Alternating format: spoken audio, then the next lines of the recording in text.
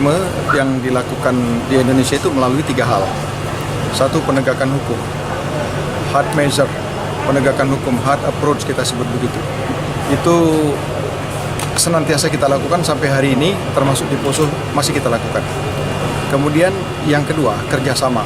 Penanganan terorisme itu tidak bisa ditangani sendiri oleh negara Indonesia sendiri, di level negara, oleh negara sendiri tidak bisa. Di level pemerintahan, kementerian satu lembaga saja tidak bisa, polisi saja tidak bisa, BNPT saja tidak bisa. Jadi harus ada kerjasama antar lembaga. Kemudian yang ketiga adalah namanya pendekatan soft measure, soft approach. Itu pendekatan yang dilakukan dalam rangka mencegah berkembangnya radikalisme. Kegiatan itu dilakukan diantaranya deradikalisasi, rehabilitasi, reedukasi, dan lain-lain yang dimulai dengan namanya konseling. Nah, apa yang kita lakukan hari ini sebetulnya itu bentuk bagaimana kita melakukan soft measure untuk menekan, mereduksi radikalisme yang mungkin berkembang. Karena daerah ini merupakan daerah yang dulunya sempat terjadi konflik, kemudian berkembang menjadi kegiatan terorisme.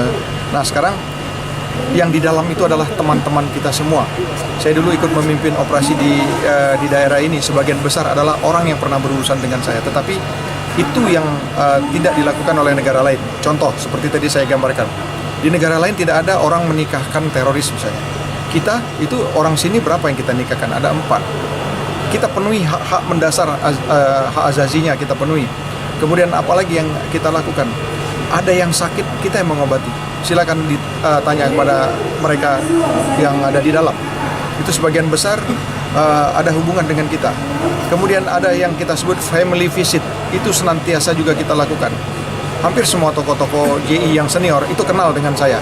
Karena kita melakukan kegiatan soft measure ini dengan intens, dengan berkesinambungan, tidak putus.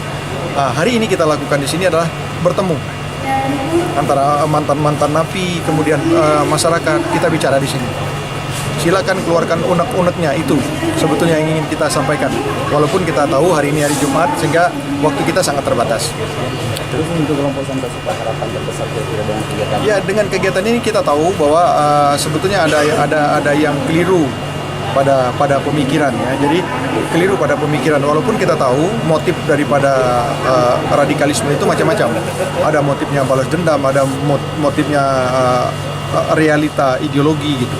Nah, sehingga harapan kita dengan kegiatan ini dilakukan di sini, kita panggil yang senior, kemudian sebagai narasumber, kita harapkan menumbuhkan kesadaran, kemudian untuk melakukan penggalangan kepada kelompok yang di atas, Santoso dan kawan-kawan, untuk sebetulnya bukan judulnya menyerahkan diri, tapi mari bergabung kepada teman-teman yang sekarang sudah bersama kita.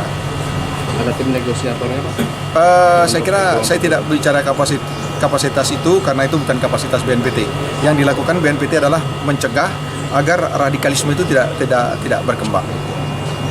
Okay.